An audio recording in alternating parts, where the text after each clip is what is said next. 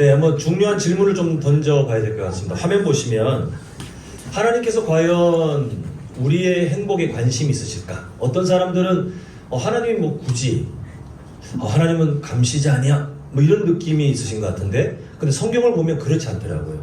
창조 때 인간을 만드시는 그 과정을 보면 애정이 보통 애정이 아니고 막 하나님께서 인간에게 막 복을 그냥 막 부어주시는 거예요. 어떤 마음이냐면, 나중에 제 딸이 가정을 이룰 때까지 제가 살아있을지 모르겠지만 워낙 늦게 딸을 하나님께서 만나 계셔서, 만약에 가정을 이룬다면 제가 뭐라고 할 것 같습니까? 너 이제 아빠한테 잘하는지 볼 거야 주니, 이렇게 할 것 같습니까? 아니면 행복하게 잘 살아라 이렇게 격려할 것 같습니까? 하나님의 마음이 동일해요. 인간을 만드실 때 그런 마음이에요. 그리고 그 하나님께서 사람에게 행복을 바라신다는, 그의 백성들에게, 그의 자녀에게 행복을 바라신다는 그 증거가 바로 오늘 본문입니다. 화면 보시면 성경 보셔도 됩니다만 29절 중간까지 보면 우리 한번 같이 한번 읽어볼까요? 시작. 이스라엘이여 너는 행복한 사람이로다. 여호와의 구원을 너같이 얻은 백성이 누구냐? 이렇게 말씀하고 있습니다. 오늘 말씀의 배경을 잠시만 설명드리면, 출애굽 1세대는 그 광야에서 다 죽고 2세대가 이제 가나안 정복을 앞둔 그때 하나님께서 그들에게 정말 절절한 하나님의 사랑을 애정 표현을 하고 계시는 게 26절부터 29절인데, 나중에 26절부터 보시고, 제가 지금 막 시간을 줄이고 있어요. 그래서 29절만 지금 집중해서 볼 건데, 하나님께서 뭘 선언하시냐면 너는 뭐한 사람이로다? 행복한 사람이로다. 하나님께서 관심이 어디에 있냐면 하나님의 백성들이 행복했으면 해요. 자, 한번 이런 질문을 던져보겠습니다. 구원이 뭘까요? 우리가 구원 생각하면 딱 떠오르는 이미지들이 있습니다. 또 연달아 행복이 뭘까요? 제가 사역하면서 기도 제목을 주세요라고 하면 행복하게 해주세요, 행복하게 살게 해주세요, 우리 가족이 행복했으면 좋겠습니다, 이런 기도 제목을 많이 받았는데, 근데 그 행복이 뭘까를 나중에 대화하고 들어보면 뭐냐 하면 원하는 게 이루어지는 거, 아니면 걱정거리가 없어지는 거라고 행복을 생각하고 있더라고요. 근데 우리 성도님들은 기존의 구약일도 학교를 통해서 보았죠. 하나님께서 주시고자 하는 복은 그게 아니었습니다. 우리가 창세기 12장에서 아브라함에게 하나님이 주신 그 약속, 너를 통해 민족을 만들 건데 그 민족을 통해 내가 열방이 복을 받게 할 거야. 그 복은 원하는 걸 얻고 걱정이 없고 잘 먹고 잘 사는 그 복이 아니라, 창세기 3장부터 죄의 역사가 시작되면서 하나님과 완전히 끊어졌어요. 그걸 원죄라고 신학적인 용어로 말합니다. 근데 그 하나님과 단절되어, 마치 엄마 배 안에서 자녀가, 그 어린 아기가 엄마랑 연결되어 살 때, 그때 살 수 있잖아요. 근데 그게 끊어졌다면 그 아이는 곧 죽잖아요. 그게 심각한 상태의 역사가 죄의 역사입니다. 근데 하나님께서는 다시 되돌리고 싶은 거예요. 다시 끊어졌던 그 관계가 연결되길 바라세요. 그게 하나님께서 창세기 3장 이전에 하나님께서 보시기 심히 좋았더라. 그게 뭐냐면 그냥 세상 만들었더니 야 꽃도 이쁘고 있지, 와 동물들 야 내가 만드는데 최고, 나 괜찮은 하나님인 듯, 이게 아니에요. 특히 인간에 대해서 하나님이 그 친밀한 관계를 기뻐하시면서 내가 보기에 참 좋다, 나와 연결된 너희들의 모습이 참 좋구나, 이 상태로 되돌리길 원하시는 것이 바로 하나님께서 주시고자 하는 복입니다. 그러면 죄에 대한 정의가 바르게 이어져야 될 것 같은데, 한번 화면을 보시면 죄에 대한 정의, 한번 저를 따라서 같이 따라합니다. 죄는 하나님과 그 다음 뭐라고 되어 있죠? 예, 우리가 죄라고 하면 자꾸 의미를 축소하려고 해요. 내가 뭐 형사제도에 저촉되는 짓을 한 적이 있나? 내가 도덕적으로 사람들한테 욕먹을 짓을 한 적이 있냐? 그게 죄라고 하지 않습니다. 원래 인간은 하나님께서 말씀하시는 바입니다. 원래 인간은 하나님과 연결되어 있는 게 정상, 그게 온전한 상태인데 이게 끊어진 것은 다 죄예요. 하나님과 끊어진 것이 다 죄라고 말씀하고 있어요. 그러면 하나님께서 주시고자 하는 그 구원에 대한 의미를 이제 이어서 봐야 되겠는데, 자, 지금 구약의 이스라엘의 민족을 한번 예를 들어 봐야 되겠습니다. 우리가 흔히 출애굽, 이스라엘의 역사를 잘 모르신다 할지라도 애굽에게 430년 넘는 시간 동안 고통을 받을 때 하나님이 구원해 주시는 건데, 제가 지금 구원이라는 말을 썼잖아요. 그 출애굽, 애굽에서 노예였던 이 민족을 노예가 아닌 상태로 만드는 것이 구원인가? 우리는 다들 사실 그렇게 비슷하게 생각하지 않습니까? 그런데 그게 구원이 아닙니다. 그러면 그 이스라엘 백성들이 머물 곳도 없는 방랑자인데 하나님께서 가나안 땅이라고 하는 약속의 땅에 들어가서 그 땅을 가지고 살 수 있도록 하신 것이 구원인가? 성경은 그렇지 않다고 말합니다. 자, 구원의 정의는 어렵지 않아요. 아까 죄의 정의죠. 화면에 뭐라고 되어 있죠? 죄가 뭐죠? 하나님과 뭐 되어진 상태입니까? 예, 끊어진 상태가 죄라면 구원은 반대예요. 누구와 다시 연결되는 거예요? 간단해요. 구원은 복잡하게 생각할 게 없어요. 하나님과 연결되는 것이 구원이에요. 그래서 이스라엘 백성들이 출애굽 이후에 하나님께서 애굽에서 구출해 주신 다음에 하나님께서 말씀하시기를 내가 할 일 다 했다. 알아서 잘 먹고 잘 살아라. 안녕. 하고 하나님이 영원히 이스라엘 백성들과 다시는 마주하지 않는 관계가 끊어진 상태로 그렇게 떠나버리신다면 그게 구원입니까? 아니에요. 그거는 저주입니다. 이스라엘 백성들이 누린 구원이 뭐냐 하면 하나님께서 그들을 인도하여 하나님께서 약속하신 그 일들을 설명하시기 위해서 시내산 언저리에서 그들과 언약, 약속을 맺어요. 너희들은 나의 백성이 되고 나는 너의 하나님이 되고. 끊어졌던 게 어떻게 돼요? 하나님의 약속. 원래는 이스라엘 백성들이 제발 하나님 연결해 주십시오. 하나님께 붙어 있고 싶어요. 하나님의 복을 누리고 싶어요. 간절히 바라도 죄의 문제가 해결되지 않았기 때문에 거룩하신 하나님과 붙을 수가 없어요. 그런데 하나님이 먼저 선언하시는 거예요. 내가 너희들의 하나님이 되고 왕이 되고 아버지가 되고 목자가 되고 너희들은 나의 백성이 되고. 누가 먼저 연결을 간절히 바라십니까? 그의 백성들보다 하나님이 먼저 간절히 바랐어요. 그 약속은 그냥 단순히 나중에야 그 어느 땅에 갈 텐데 거기 부동산 잘 정리하고 잘 먹고 잘 살아라가 아니라 나와 연결되어 살아가라. 하나님이 주시는 구원이 바로 거기서 이스라엘 백성들이 맛보게 됩니다. 좀 더 근본적으로 가면 아까 말씀드린 것처럼 창세기 3장이라는 죄의 역사 이전 상태로 하나님이 돌아가는 것, 진짜 창조 때 하나님과 연결되어 정말 최상의 상태를 누렸던 그 친밀한 관계로 다시 돌아가는 것이 구원의 본질이에요. 하나님께서 이 일들을 이루시면서 다시 우리가 오늘 본문을 좀 봐야 되겠는데, 자 보시면 너는 행복한 사람이란다. 하나님께서 행복에 얼마나 관심이 있냐면 이스라엘 백성들에게 아예 선언을 하시는 거예요. 너희들 행복해야 돼. 정말 나는 널 행복했으면 좋겠어. 너는 행복한 사람이란다. 그런데 그 뒤에 조건이 뭐냐면 여호와의 무엇을 얻어요?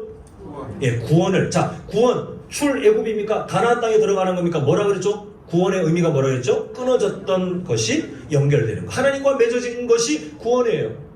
그 말을 바꾸면 이스라엘에 너는 행복한 사람이로다. 하나님과 연결된 너희들이요. 이걸 지금 하나님께서 말씀하고 있어요. 행복을 주고 싶으시는데 그 행복을 얻는 유일한 방법은 딴 게 없어요. 딴 게 없어요.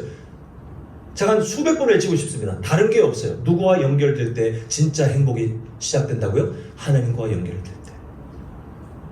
창조 때도 말씀하셨고 신약에서도 말씀하시지만 하나님은 또 이 출애굽 2세대들에게 기억하라는 거예요. 너희들 가나안 땅 들어가도 나와 연결되어 사는 것이 행복이야. 그게 구원의 본질이야. 이거 잊지 마. 이것만 연결되면 너희들 정말 괜찮을 거야. 하나님이 그 말씀을 하고 계세요. 우리 도입에서 그런 질문 던졌잖아요. 하나님께서 과연 우리의 행복에 관심이 있을까 없을까? 성경은 의심할 바 없이 하나님께서 약간 관심이 이게 아니라 애타게 바랐어요. 우리가 행복하기를 애타게 바라고 계세요. 그 하나님께서는 어떤 열심을 보이시냐면 창세기 3장의 그 죄의 역사가 시작되는 그 자리, 하나님과 끊어진 자리 아닙니까? 아담이 범죄한 그 자리, 끊어진 자리에 하나님은 오히려 연결시킬 준비를 하시는데 여자의 후손이라고 하는 창세기 3장 15절 원시복음을 통해서 장차 오실 예수 그리스도의 죽음을 미리 보이십니다. 인간들이 스스로, 제 다리가 보일지 모르겠지만 하나님이 주신 복을 발로 뻥 차버렸어요. 스스로 끊어버렸어요. 그렇게 되면 더 행복할 거라고 속아놓은 것 같거든요. 근데 하나님이 배신당한 그 자리에 하나님이 성자 하나님을 희생시켜 연결시키겠대요. 끊어진 죄인들을 하나님께 연결시키겠답니다. 그리고 그 열심을 꾸준히 보이시기 위하여 이스라엘이라고 하는 하나님의 복을 담고 있는 그릇, 민족을 만드시고 그들과 연결되어 구원이 무엇인지 그 복이 무엇인지 먼저 맛보게 하시면서 하나님께서 끌고 가시는데, 이때 하나님의 열심이 정말 더 세밀하게 나타나는데요. 그게 뭐냐 하면 이스라엘 백성들 스스로 행복을 누릴 수 없어요. 그러니까 하나님의 특단의 조치가 뭐냐 하면 내가 너희들과 함께 있을게. 내가 너희들과 함께 동행할게. 행복의 근원인 내가 너희들과 함께 있을게. 그래서 하나님은 출애굽한 이스라엘 백성들에게 어떻게 이걸 계속 보여주냐 하면 밤에는 무슨 기둥이요? 낮에는 무슨 기둥이요? 구름 기둥. 와, 신기하다. 와, 이걸 보여주시는 게 아니에요. 누가 함께 있다는 증거입니까? 하나님이 함께 동행. 우리와 연결되어 있어. 밤에는 구름이 잘 안 보이니까 뭐로 바꾸시죠? 불기둥. 밤에도 여전히 하나님이 함께 계셔. 우리가 연결되어 있어. 이게 또 어떤 이미지로? 워낙 인간이 연약하니까요. 이스라엘이 행진할 때마다 항상 중심에 성막이라고 하나님께서 백성들을 만나겠다고 약속하신 특별한 공간을 통해서 나 계속 너희들과 함께 있다. 하나님이 진짜 사랑꾼이에요. 사랑꾼. 모르니까 그렇게라도 알려주고 싶으셨고, 나중에 이 성막은 성전으로 발전하는 것을 보게 됩니다. 결국 행복은 이 하나님의 통치 원리 안에 구원은 끊어진 게 연결되는 것인데, 이 연결된 상태에서 하나님, 복의 근원이신 하나님과 내가 동행할 때 진짜 행복이 유지되는구나를 깨닫고 살아갈 때, 이스라엘이 있잖아요. 광야를 걷던 행복해요. 가나안 땅 가서 이방 민족들과 전쟁을 해도 행복해요. 잠시 기근이 와도 어때요? 행복해요. 설령 우리가 그 이스라엘 백성들이 안심할 만큼 안락한 삶이 있어도 잊어버리지 않고 하나님과 연결되어 동행하고 있는 그 은혜 때문에 행복을, 그 진짜 행복을 말해요. 가짜 행복 말하지 아니고 진짜 행복을 잃어버리지 않게 돼요. 자, 그러면 예수님께서 오신 신약 시대는 어떻게 될까? 우리가 말씀 한 구절 보겠습니다. 자, 보시면 우리 한번 같이 한번 읽어볼게요. 로마서 5장 10절 중간까지인데 한 목소리 읽겠습니다. 시작.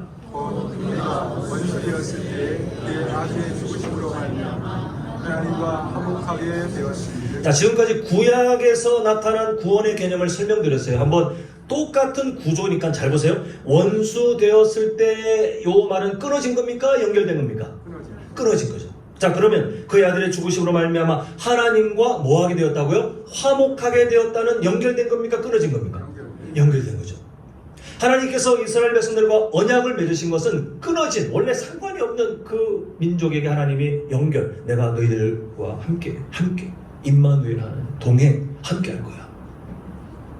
근데 그 일을 신약에서도 똑같이 예수님의 십자가의 죽으심을 통해서 이제는 완벽하게 마침표가 찍혀지는데, 하나님과 원래는 완전히 서먹이 아니라 원수 되었던 그 죄가 원래 그래요. 하나님과 끊어진 것은 원수예요, 원수. 근데 예수님이 그 원수가 아니라 이제는 화목, 연결시켜 버렸어요. 이게 구원의 본질이에요. 자, 그러면 하나님께서 구약의 하나님의 구원, 연결된 것을 보여주시고 또 함께 하시는 것이 유일한 복의 비결이기 때문에 낮에는 구름기둥, 밤에는 불기둥, 그리고 성막을 통해서 하나님이 끊임없이 만나 주셨는데, 신약 시대에는 더 엄청난 일을 하십니다. 저희가 성경 세 구절 연달아 한번 보고자 하는데요. 자, 보시면 사도행전 2장 38절 베드로가 말합니다. 너희가 회개하여 각각 예수 그리스도 이름으로 세례를 받고 죄 사함을 받으라. 그러면 성령을 선물로 받으리니. 이따가 또 설명드릴게요. 자, 그 다음에 사도행전 10장 45절 보시면 베드로와 함께 온 할례받은 신자들이, 이걸 잘 보셔야 돼요. 베드로와 함께 온 할례받은 신자들은 유대인들입니다. 유대인들. 우리만 구원받을 거야 라는 착각에 빠져서 살았던. 그런데 중간에 보니까 이방인들에게도 누가 임재하세요? 눈이 휘둥그레서 입이 쩍 벌어져가지고 뭐야? 그런 장면이에요. 하나님께서 창세기 12장을 통해서 아브라함에게 내가 너를 통해 민족을 만들 건데 너를 통해 열방이, 너희들만이 아니라 열방이 복을 받게 할 거야. 그 복이 뭐라 그랬죠? 하나님과 끊어졌던 것이 다시 이어지는 복을 받게 할 거야가 드디어 이 본문 말씀에서 실현된 거예요. 이방인들에게 성령님이 임재하시다니, 모두가 하나님 말씀이 이거였어? 놀랬어요. 자, 우리 마지막 고린도전서 3장 16절은 같이 한번 읽어보는 겁니다. 시작. 너희가 하나님의 성전인 것과 하나님의 성령이 너희 안에 계시는 것을 알지 못하느냐. 자, 하나님의 일하심을 잘 이해하셔야 됩니다. 하나님이 이스라엘 백성들이 행복했으면 좋겠어요. 행복했으면 좋겠어요. 그래서 구약시대의 이스라엘 백성들에게 행복하는 그 조건은 아까 말씀드렸잖아요. 끊어졌던 관계가 하나님과 다시 연결되었는데 그 하나님이 동행하고 계심을 알아야 행복이 출발되거든요. 그 동행하심을 누려야 되거든요. 근데 그 구약에는 예수님께서 오시기 전이기 때문에 완전치 못한 일부분의 방법으로 하나님이 역사하시기를, 낮에는 구름기둥, 밤에는 불기둥, 그리고 성막을 통해 상징적으로 그런 물건들을 통해서 하나님이 함께 계시지, 이거를 간간히 이렇게 깨닫게 하셨는데, 이제 신약시대에 와서는 하나님이 그런 거 필요 없다는 거예요. 이제는 하나님이 뭐 성막을 통해서 만나고가 아니라 아예 예수님 믿는 사람에게, 교회 다니는 사람 말고 예수님 믿는 사람에게 하나님의 영이 그냥 임재해 버리셨어요. 무슨 무당들이 이게 뭐 가인지 칼인지 모르겠지만 뭐 흔들면서 접시, 그게 아니라 그냥 일방적으로 하나님의 영이 임재하셔서, 하나님이 계시는 공간은 성전이라고 부르거든요. 사람이 성전이 돼버렸대요. 하나님께서 행복을 주시려고 이루신 엄청난 대변혁이에요. 어떻게 인간에게 하나님의 영이, 하나님께서 어떻게 인간의 몸 안에 계시는가. 근데 하나님께서 그렇게 하신 이유는 그냥 신학적인 글귀 먹기를 통해서 이미지로가 아니라 목적이 너무 분명해요. 뭐냐 하면 하나님과 연결되어 있을 때 뭐를 누릴 수 있어요? 행복을 누릴 수 있는 그 조건 때문에 하나님께서는 그렇게 하실 수밖에 없어요. 내가 함께 있어야 너희들이 행복해. 내가 함께 동행해야 너희들이 행복하기 때문에 나의 영이 너희들에게 임재하여 떠나지 않고 도울 것이다. 이게 하나님의 사랑의 표현이에요. 그렇다면 우리가 살아가며 우리가 누리고 있는 은혜가 무엇일지 이제 말씀을 맺고자 합니다. 오늘 신명기 끝자락에서 이스라엘 백성들, 그 출애굽 2세대들에게 하나님께서 선언하시기를, 이스라엘아, 행복한 사람이다. 하나님이 애타서 너무 간절히 바라셔서, 하나님이 행복을 아직 사실 잘 배우지 못한 사람인데 하나님이 미리 선언하시는 거예요. 너희들 행복해야 된다. 내가 정말 원한다. 그리고 그 일을 이루시기 위해 하나님이 보이신 조건, 구원, 연결됨, 그리고 하나님의 동행, 이 모든 일들을 지금 보여주고 계신 겁니다. 근데 하나님께서 오늘을 살아가고 있는 우리에게 동일하게 말씀하시는 거예요. 혁규야, 너는 행복한 사람이란다. 그 조건이 뭐예요? 누구와 동행할 때? 하나님. 예. 제가 다른 거 없어요. 제가 하나님과 동행할 때 저는 행복한 사람이에요. 예수님의 십자가 사랑을 통해서 원래는 원수되었던, 끊어졌던 우리의 상태가 하나님과 연결된 것으로 끝나는 것이 아니라 그 하나님이 아예 우리 삶에, 제 삶에, 예수님 믿는 여러분들의 삶에 아예 임재하셔서 행복의 근원인 내가 너희들과 함께 있을게. 너를 행복하게 하고 싶어. 그래서 내 아들을 죽였어. 하나님은 그렇게 하실 수밖에 없었어요. 하나님과 끊어진 존재가 행복했으면 좋겠는데 인간은 할 수 없고 죄가 없는 하나님이 대신 죽으셔야 했기 때문에 그렇게 하실 수밖에 없었어요. 저는 다른 사람 살리기 위해 제 딸을 죽일 수 없습니다. 근데 하나님은 그렇게 하실 수밖에 없었어요. 행복을 주시기 위해서. 이 자리에 계신 성도님들을 비롯하여 오늘 또 귀한 그 초청에 응해주신 여러분들 정말 감사드리는데요. 저의 바람이 뭐냐면 행복하셨으면 좋겠어요. 근데 제가 부탁드리는 행복은, 바라는 행복은 세상이 주는 뭐 원하는 게 얻어지고 그거 얼마 안 가더라고요. 저도 그냥 목사지만 이거 갖고 싶어, 이것도 있으면 좋겠다, 이런 인간적인 욕심이 늘 깔려 있어요. 아직 제가 경건하지 못한가 봐요. 근데 그게 있어봐야 몇 주 가겠습니까? 금방 우리는 무감각해집니다. 근데 하나님께서 우리에게 주시고 하는 행복은 진짜 행복이에요. 변치 않는, 세상 그 어떤 것도 빼앗을 수 없는 하나님의 동행으로만 얻어질 수 있는 그 행복, 그를 이루기 위해서 여러분들을 위해 예수님을 죽이셨어요. 그 사실을 믿기만 하면 우리는 오늘 29절 말씀처럼 너는 행복한 사람이란다. 우리가 끌어다가 그걸 행복을 막 조각을 맞추는 게 아니라 하나님이 그 삶을 허락해 주고 싶으시네요. 한번 저를 따라하겠습니다. 하나님과 동행함이 행복입니다. 자, 이번에는 하나님과 동행해야만 행복입니다. 그래서 우리가 이 찬양이 가능할 것 같아요. 성령이 계시네 할렐루야 함께 하시네 좋은 길을 걸으며 만나 기뻐하는 것 주의 영이 우리는 하나님의 그 은혜를 기억합니다. 성령이 계시네 성령이 계시네 할렐루야 할렐루야 함께 하시네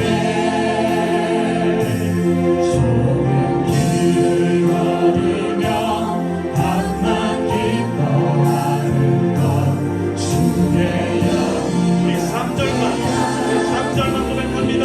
나와 동행하시고 모든 염려하시니 많은 숲의 새와 같이 기쁘다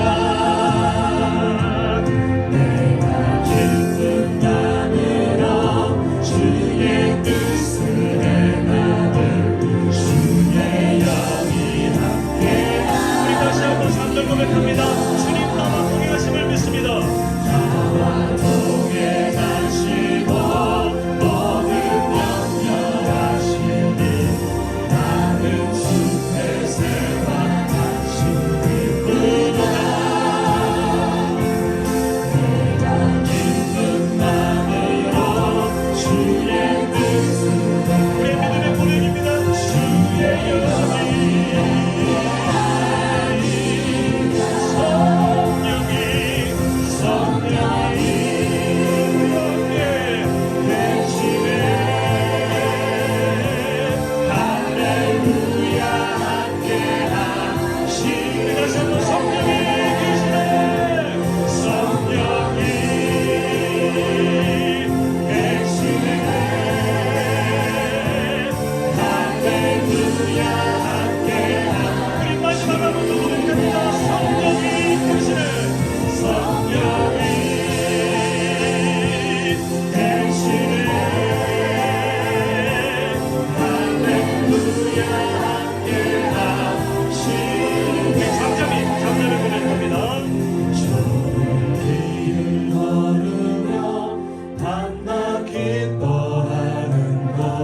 주의 영이 함께하 우리 잠잠히 다시 한번 좁은 길을 걸으며 좁은 길을 걸으며 밤낮 기뻐하는 것 주의